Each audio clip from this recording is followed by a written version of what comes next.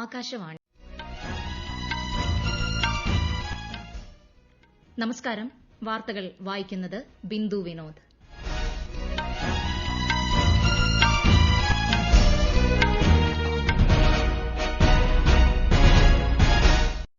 പ്രധാന വാർത്തകൾ.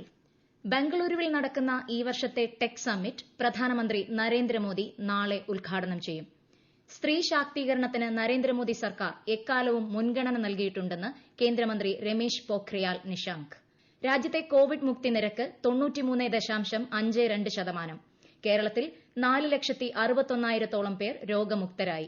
ആഗോള HIV പ്രതിരോധ സഖ്യത്തിന്റെ മന്ത്രിതല യോഗത്തെ കേന്ദ്രമന്ത്രി ഹർഷവർദ്ധൻ ഇന്ന് അഭിസംബോധന ചെയ്യും. പാലാരിവട്ടം പാലം അഴിമതി കേസിൽ മുൻമന്ത്രി VK ഇബ്രാഹിം കുഞ്ഞിനെ വിജിലൻസ് അറസ്റ്റ് ചെയ്തു. വാർത്തകൾ വിശദമായി.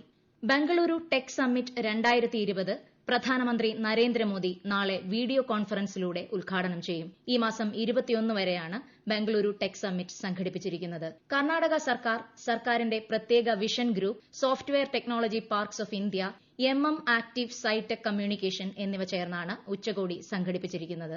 ഓസ്ട്രേലിയൻ പ്രധാനമന്ത്രി Scott Morrison, Swiss Confederation vice president Guy Parmelin തുടങ്ങി നിരവധി അന്താരാഷ്ട്ര പ്രമുഖർ ഉച്ചകോടിയിൽ പങ്കെടുക്കും.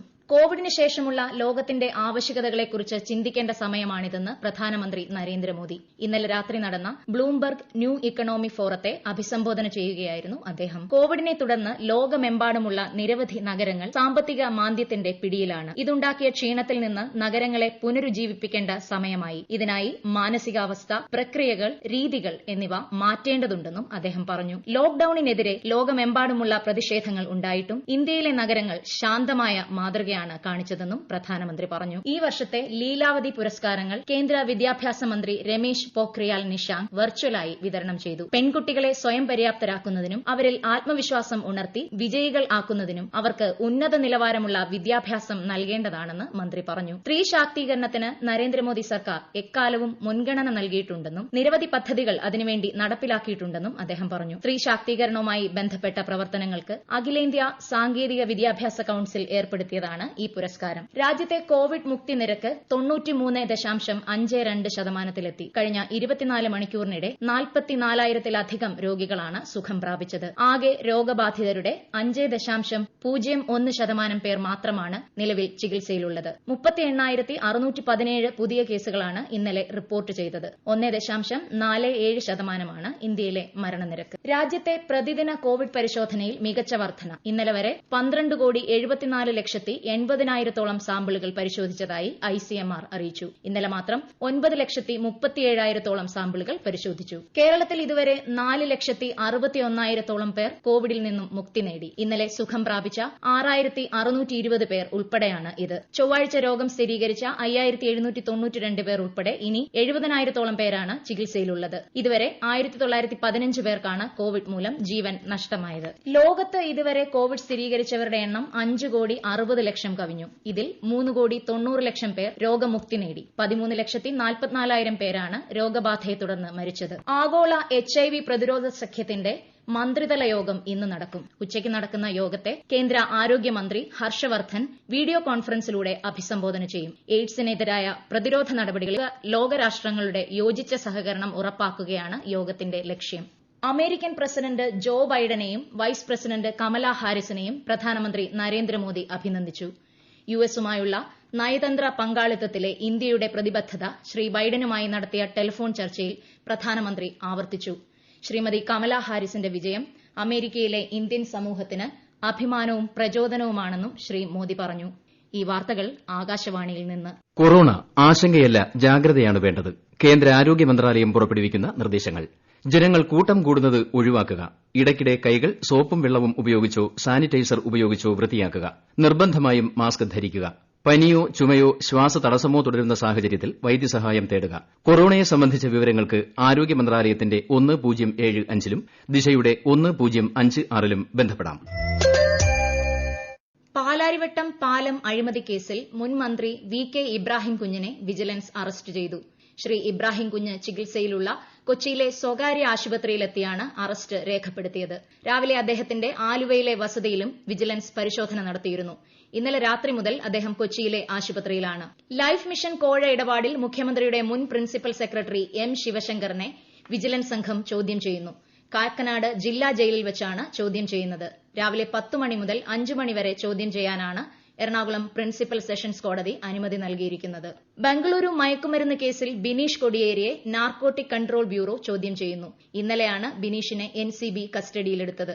അതേസമയം കള്ളപ്പണ കേസിൽ ബിനീഷിന്റെ ജാമ്യാപേക്ഷ കോടതി ഇന്ന് പരിഗണിക്കും.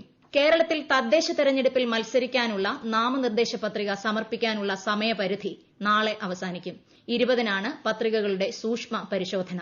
ഈ മാസം 23-നാണ് പത്രിക പിൻവലിക്കാനുള്ള അവസാന തീയതി. അതിനിടെ സംസ്ഥാനത്ത് സ്ഥാനാർത്ഥികളുടെ പത്രികാ സമർപ്പണവും പ്രചാരണവും പുരോഗമിക്കുകയാണ്. സൂര്യാരാധനയുമായി ബന്ധപ്പെട്ട് ഉത്തരേന്ത്യക്കാരുടെ പ്രധാന ഉത്സവമായ ഛഠ് പൂജയ്ക്ക് തുടക്കമായി. കോവിഡ് വ്യാപനത്തിന്റെ പശ്ചാത്തലത്തിൽ നിയന്ത്രണങ്ങളോടെയാണ് ചടങ്ങുകൾ നടക്കുന്നത്. വിശദ വിവരങ്ങളുമായി ജോസ്ന. പരമ്പരാഗതമായ നഹായ് ഖായ് ചടങ്ങോടെയാണ് രാജ്യത്തിന്റെ വിവിധ ഭാഗങ്ങളിൽ ഛഠ് പൂജയ്ക്ക് ഇന്ന് പുലർച്ചെ തുടക്കമായത്. ബീഹാർ, ഝാർഖണ്ഡ്, മഹാരാഷ്ട്ര, ഡൽഹി, ഉത്തർപ്രദേശ് എന്നീ സംസ്ഥാനങ്ങൾക്ക് പുറമെ നേപ്പാളിലും ഛഠ് പൂജ ആഘോഷിക്കുന്നുണ്ട്. ഉദയസൂര്യനെ പൂജിച്ചു തുടങ്ങിയ ഉത്സവം ശനിയാഴ്ച രാവിലെ അവസാനിക്കും. ബീഹാറിലെ വിവിധ സൂര്യക്ഷേത്രങ്ങളിൽ വിപുലമായ ക്രമീകരണങ്ങളാണ് ഏർപ്പെടുത്തിയിട്ടുള്ളത്. മഹാരാഷ്ട്രയിൽ കടൽ തീരങ്ങളിലും നദീതീരങ്ങളിലും ഛഠ് പൂജ അനുവദിക്കില്ലെന്ന് അധികൃതർ അറിയിച്ചു. പ്രധാന ചടങ്ങ് നടക്കുന്ന ദിവസങ്ങളിൽ ജനങ്ങൾ കൂട്ടം കൂടുന്നത് ഒഴിവാക്കാൻ പോലീസിന് കർശന നിർദ്ദേശം നൽകിയിട്ടുണ്ട്. ഡൽഹിയിൽ യമുന നദിയുടെ തീരത്തും പൊതുഘട്ടങ്ങളിലും ഛഠ് പൂജ നിരോധിക്കാനുള്ള സർക്കാർ തീരുമാനത്തിനെതിരെ BJP ഇന്നലെ ദില്ലി മുഖ്യമന്ത്രി അരവിന്ദ് കെജ്രിവാളിന്റെ വസതിയിലേക്ക് പ്രതിഷേധ മാർച്ച് നടത്തി. കോവിഡ് വ്യാപനത്തെ തുടർന്ന് പൊതുസ്ഥലങ്ങളിലെ ഛഠ് പൂജ ദില്ലി ദുരന്ത നിവാരണ സമിതി നിരോധിച്ചിട്ടുണ്ട്. പൂജയോടനുബന്ധിച്ച് ഡൽഹിയിൽ വെള്ളിയാഴ്ച പൊതു അവധി പ്രഖ്യാപിച്ചു. News desk Akashvani. വിദേശകാര്യമന്ത്രി എസ് ജയശങ്കർ കാനഡ വിദേശകാര്യമന്ത്രി ഫ്രാൻകോയിസ് ഫിലിപ്പയുമായി ആശയവിനിമയം നടത്തി. ഇന്ത്യ കാനഡ ട്രാക്ക് 1.5 മൂന്നാം ഘട്ട ചർച്ചയോടനുബന്ധിച്ചായിരുന്നു ഇത്. ഇന്ത്യയും കാനഡയും തമ്മിലുള്ള ശക്തമായ വാണിജ്യ നിക്ഷേപ ബന്ധം വിലയിരുത്തിയതായി ശ്രീ ജയശങ്കർ ട്വിറ്ററിൽ അറിയിച്ചു. ഗുജറാത്തിൽ വാഹനാപകടത്തിൽ 9 പേർ മരിച്ചു. പരിക്കേറ്റ 17 പേരെ ആശുപത്രിയിൽ പ്രവേശിപ്പിച്ചു. വഡോദരയ്ക്ക് സമീപം വിഗോഡിയ ഹൈവേയിൽ ഇന്ന് പുലർച്ചെയാണ് അപകടമുണ്ടായത്. എതിരെ വന്ന 2 ട്രക്കുകൾ തമ്മിൽ കൂട്ടിയിടിക്കുകയായിരുന്നു. മധ്യപ്രദേശിൽ ട്രെയിനിലെ വനിതാ യാത്രക്കാർക്ക് മികച്ച സുരക്ഷ ഉറപ്പാക്കുന്നതിനായി റെയിൽവേ മേരി സഹേലി പദ്ധതി ആരംഭിച്ചു. ഇതിന്റെ ഭാഗമായി മിക്ക സ്റ്റേഷനുകളിലും വനിതാ കോൺസ്റ്റബിൾമാരുടെ ഒരു സംഘം രൂപീകരിച്ചിട്ടുണ്ട്.